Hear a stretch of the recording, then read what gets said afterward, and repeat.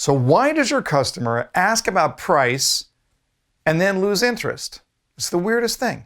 Let's talk about it on today's episode of Ask Jeff.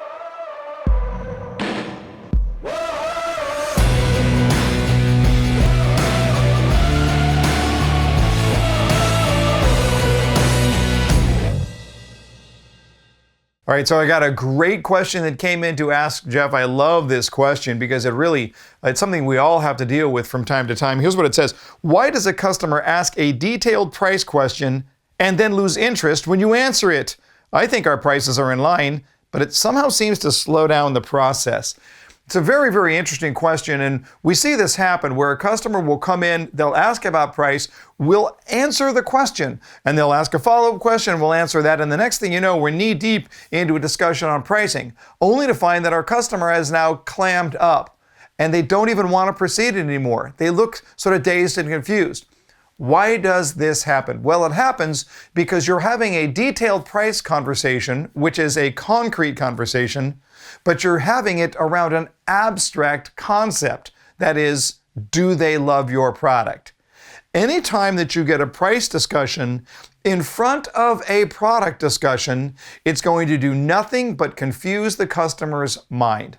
And the reason is because they're trying to get into the weeds about the price, but they don't really know whether they're in love. They don't really know whether you even have what they're looking for and whether they're going to form an emotional attachment.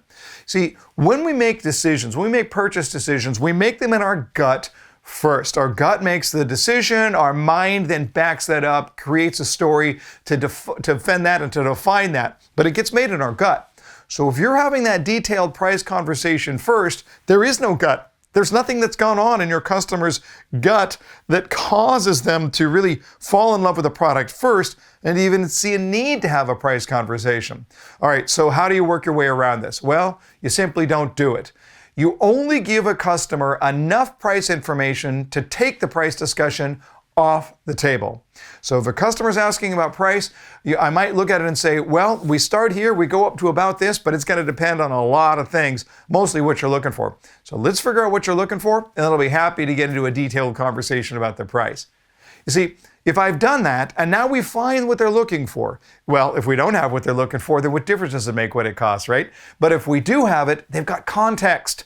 They've got that sense in their gut that says, I like this and I want this. Now, is it worth it to me? Now the price conversation makes more sense. So when it comes to price, I want to give you one overriding strategy here in one word, and the word is defer. You have got to defer the price conversation. Defer until when? Defer until there's an emotional connection. If you do anything differently, you're just going to confuse your customer, and then, like here, their mind is going to lock up. You're not doing anybody any favors. If you want to change their world, get them to fall in love first. Hey, it's Paul Murphy, the producer of The Buyer's Mind with Jeff Shore. You can find it on iTunes and Stitcher and pretty much any place you can find a podcast. So come join us and learn how you can change your customer's world.